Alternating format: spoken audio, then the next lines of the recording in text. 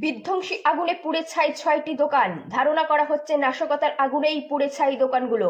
রবিবার রাতে উদয়পুর কাকরাবন হাসপাতাল চৌমুহনী ইছাছড়া এলাকায় বিধ্বংসী অগ্নিকাণ্ডে বাজারে ৬টি দোকান পুড়ে ছাই হয়ে গিয়েছে।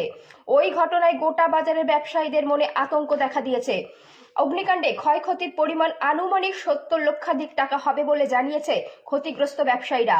ঘটনার বিবরণে জানা গিয়েছে, ব্যবসায়ীরা রাতে দোকান বন্ধ করে বাড়ি চলে গিয়েছিলেন। স্থানীয় লোকজন রাতে বিকট আওয়াজ শুনে ঘর থেকে বেরিয়ে এসে আগুন লাগার দৃশ্য লক্ষ্য করেন। সাথে সাথে দোকানের মালিকদের খবর দেওয়া হয়েছিল। এই দিকে খবর দেওয়া হয়েছে কাকরাবন স্থিত দমকল বাহিনীকে।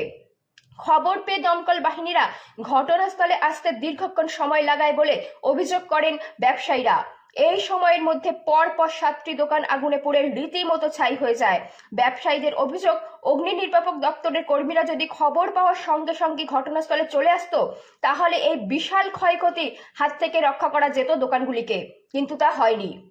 1:20-30 বাজে মিনিটে হঠাৎ করে দোকানের আশেপাশে বাড়ির লোকজন আগুন করে চিল্লানোর পরে এই আমাদের এলাকাবাসী সবাই যেন জোরে যেন চুকে আসার পরে আমাদের লোকাল ফায়ার সার্ভিসকে আমরা ফোন করছি।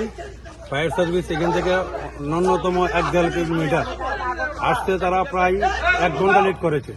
ফায়ার সার্ভিসে গাফিলতির কারণে আজকে এই আমাদের দুর্দশা। প্রায় ফায়ার সার্ভিস ইচ্ছে করলে আগুন গলা পর্যন্ত 1-2টা দোকান নেভাইতে পারতো। সবকিছু ফায়ার সার্ভিসের গাফিলতির কারণে আজকে এই ধরনের আমাদের এই অবস্থা। আমাদের দোকান